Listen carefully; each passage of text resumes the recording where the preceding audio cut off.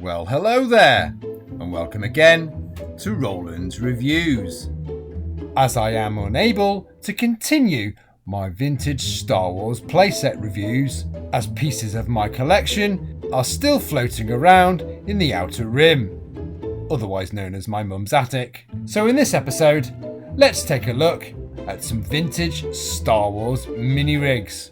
And there's going to be a lot to review. Some of these classics are from my childhood, and the others I picked up later online. First off, what does constitute as a mini-rig?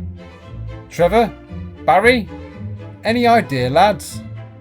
Oh, I know. Aren't they like little Star Wars space hamsters? No, Bazza, not guinea pigs. Mini-rigs. They're like little spaceships. Well, kind of, Trevor, but it's a bit more than that. A Star Wars mini-rig was a smaller vehicle or figure accessory. It may or may not have appeared on celluloid in the original Star Wars trilogy, and most commonly they were always found on the toy shelves for a smidget of the price compared to the larger spaceships and other vehicles. Ah, I see. Something you can spend your pocket money on. You've got it, Trevor. So, would you count this as a mini-rig? Probably not. The escape pod from the land of the Jawas comes close, but as it's part of a playset, it probably doesn't count. In fact, the first appearance of a mini-rig of sorts was the Imperial Troop Transport. Oh, careful Luke, you're going to give the game away. A bit of an oddity here, as it did appear in a scene from The Empire Strikes Back, but it was represented by a smaller Rebel transport, later to be canonised in the Star Wars Marvel comics. And again, it appeared in Star Wars Rebels, and its most recent appearance was in The Mandalorian on Disney+. Epic! This 1979 mid-sized vehicle was the precursor to the smaller mini-rigs released later on in the line. Well, there's quite a few to get through, so I'll start sliding them on. First off, we had the mobile laser cannon, the multi-terrain vehicle, the personal deployment transport, the radar laser cannon, the vehicle maintenance energizer, my favourite, the interceptor, the infamous tripod laser cannon, the captivating captivator, the Imperial Shuttle Junior, the Imperial Shuttle Pod, the very brown Armoured Sentinel Transport, the one-man sail skiff or desert sail skiff, and the Endor Forest Ranger, which I've lost and I don't know where it is, so it won't be appearing in this video. Also absent in this review will be the Sand Skimmer, the Security Scout, and the Imperial Sniper, as they are all classified as mini vehicles, and I don't own any of them. Also not appearing is the Ewok Glider, the Ewok Catapult, and the Imperial Speeder Bike, as they all featured in the Star Wars movies. Right then, in this review we'll be concentrating on two mini-rigs from the original wave.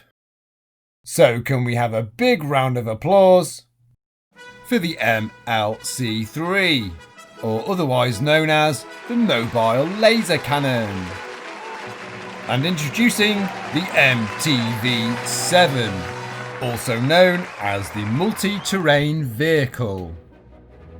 Both of these one-man vehicles were released in 1981 by Kenner and Palitoy. Each were packaged in The Empire Strikes Back and Return of the Jedi boxes. Later on down the line, both toys were re-released, which were packaged with a Star Wars action figure. As with all mini-rigs, each were designed to house a 3 3/4 inch Star Wars figure. The figure of choice for the mobile laser cannon was Cliff from Cheers. The Rebel Commander. Any Star Wars figure fits nice and snug inside. But I wouldn't suggest giving the keys to this vehicle to a Gamorrean guard.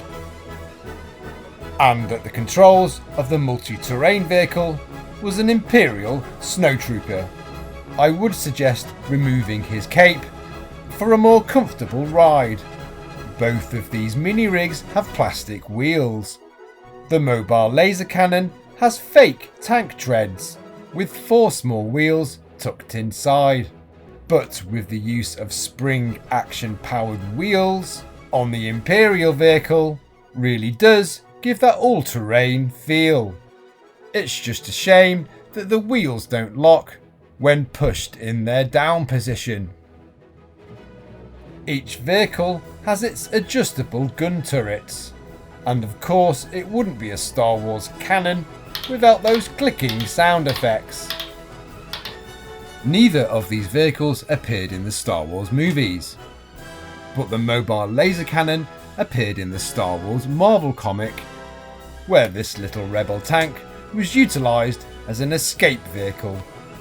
As for the MTV-7, I can imagine it being used as a deployment vehicle as the Imperials attack the rebel base. General Veers and his Imperial squadron ploughing through the snow and breaking through the defences of the rebel scum, which now makes this playset an Imperial attack base. But what about the rebels? Need some extra firepower in your display? Well, the mobile laser cannon can roll out and defend the trenches for the oncoming Imperial threat. Being able to spend your pocket money on one of these mini editions as a kid in the 80s was a great way to expand your Star Wars collection. And if you were lucky, you still had a little bit of spare change to spend on another Star Wars figure. Go on, little Tez from the 80s, you better get yourself down to that toy shop. Off you go. If you're big on your Hoth, I would recommend trying to track one of these mini rigs down. Loose ones are fairly inexpensive. Finding one complete with its instructions and its box, well, you might have to break open that piggy bank.